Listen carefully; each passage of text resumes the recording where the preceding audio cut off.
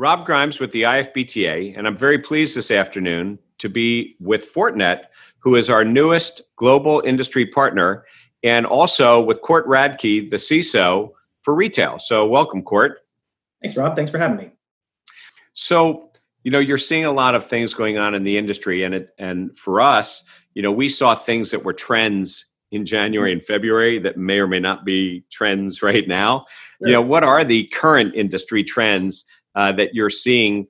And actually, I guess it'd be a two-part question. The current industry trends as of like right now, but the ones that you think may be between now and the end of the year that people will be budgeting for after the initial piece is over.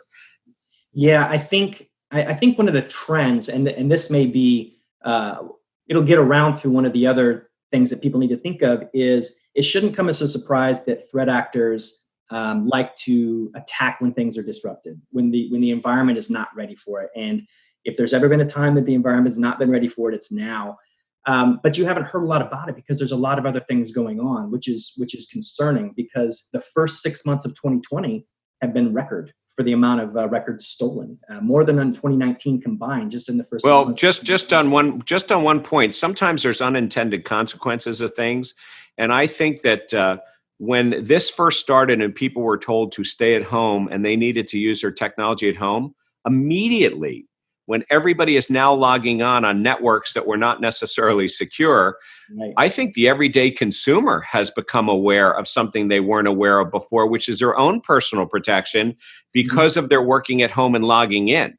That may be better awareness for somebody to protect both the consumer and the employees. Absolutely. And that's one of the technologies that I think has been expanded so much in the last 6 months and is going to be continue to be a trend, is this remote worker, this teleworker strategy. Companies that have been previously hesitant to open up their businesses because they thought it was less productive or less secure are finding out that, one, they can be as productive, but there do need to be controls in place for it to be as secure, because now we're having users using bring your own device. They're in their own home environments where not didn't necessarily have as high of a security posture as their corporate office, but it can be done. And I think that's a trend that we're going to continue to see on down the road. Probably not going to go away. It's not going to go. It shouldn't go away. You've seen a lot of businesses say that it's an indefinite thing for them. And I think it's opened the eyes to teleworker strategy for businesses that were previously hesitant to do so. Okay, so are there some other trends in the industry that you're looking at or predicting that may not even be known now, but 3-4 months from now, as things start moving ahead, you think are going to become more out there? Yeah, I think, as we alluded to earlier, the aha moment of who did I give my keys to? I opened up my environment. We need to make sure that we have an integrated approach to security. If I bought something and I have a long-term commitment on it, how can I make the best use of my investment? I think some of the things that, especially in the restaurant space, that we've seen is the introduction or expansion of curbside. We've seen the introduction or expansion of contactless kiosks. And contactless transactions. Is contactless, not just payment, but full contactless transactions, QR code. A lot of this stuff is going to continue to be more prevalent. I think there needs to be more understanding about what it is. What are the security concerns? What are the inherent security benefits of moving to a totally contactless environment? So I think that's going to get a whole lot more, precedence is contactless inside of all of these environments as we move to continue to open up more. Probably locations. not going away.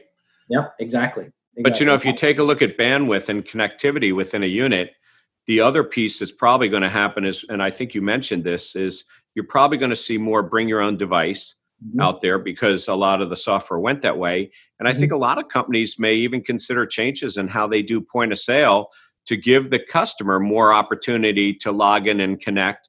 And they now have an ability to connect with customers they didn't have before in our industry, because loyalty programs weren't exactly the most successful in the restaurant industry as they were maybe in airlines or hotels. So all of a sudden, you have a bandwidth, a security issue now that they also didn't have before. I think the ever-connected environment has just been getting bigger and bigger and bigger with this proliferation of bring your own device, IoT, new ways to reach the customer. I think it's going to have two things that you're going to see in restaurants and retail in general, but in restaurants is higher prevalence of SD-WAN, having the agility to pick your own circuit, move it where you need it to be, not having reliance on MPLS if you don't need it, and using commodity broadband to reduce OpEx cost.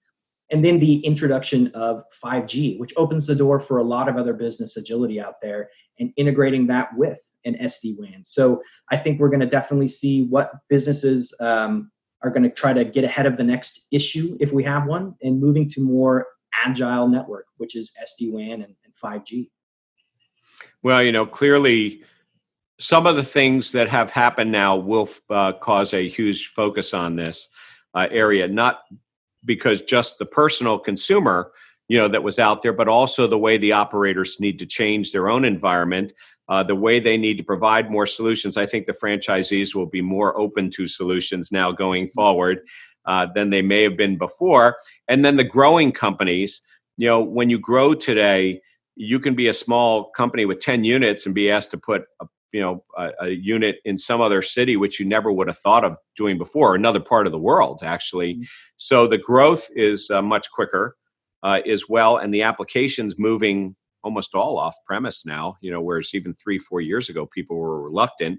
So I think it does make a difference, and it opens up an opportunity, for Fortinet, to actually do more in the industry and for more exposure brought upon by these things. Absolutely. I agree. And in all of those areas, I think one of the things that, we hit on early, but, maybe need to continue to hit on is we don't begin or end at the edge. We're down from the endpoint to the edge to data center to cloud. We really do have a broad portfolio, and it's all integrated together. So your cybersecurity maturity travels with your business, right? Whether it's on site or you have a satellite location somewhere clear across the world, as you mentioned. It's the same cohesive architecture throughout. That has got to go. So, well, look, partnerships are important things. So, you guys made an investment in joining the IFBTA at the beginning of this year. And I'm if you could just share with us your thoughts on making that decision to be a part of the IFBTA, and then also how you see that positioning working with you in the future. Yeah, I think, I've known about the IFBTA for a while, both as a former retailer and now on this side. And I think it's an association that in the restaurant industry, in this retail industry, has a shared vision with myself and team and Fortinet as a company. And beyond that, we see a lot of benefits in the ability to continue to train ourselves to better support the restaurant industry. You have a lot of content out there. We hold member events like this. There's a lot of You're very active in the industry, and it affords us the ability to provide our experiences and expertise in the cybersecurity industry and add it into the IFBTA portfolio so others can take advantage of it as well. It's really giving us a larger voice out there and being able to help wherever we can.